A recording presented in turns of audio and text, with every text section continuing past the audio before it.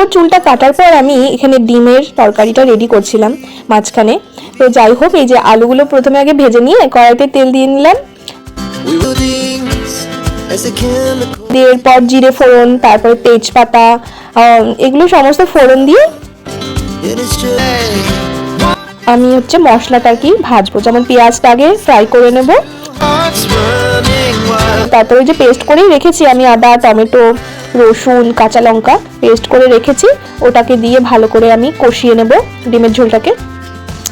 কষানোর পরে দেখুন একটা মামলেট করে রেখেছিলাম। আসলে আমি না এই গোটা ডিম সেদ্ধ মানে ভাজা ভালো লাগে না, তার জন্য একটা মামলেট ভেজে রেখেছি, ওটা আমি ডিমের ঝোলের মধ্যে দেবো। তো যাই হোক,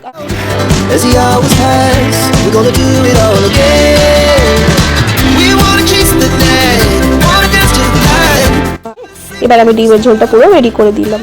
ঝোলটা আমার রেডি হয়ে গেছে। এবার একটু ভাজা জিরে গুঁড়ো দিয়ে দেবো, গরম মশলা আর সামান্য একটু চিনি দিয়ে আমি ডিমের ঝোলটাকে নামিয়ে দেবো।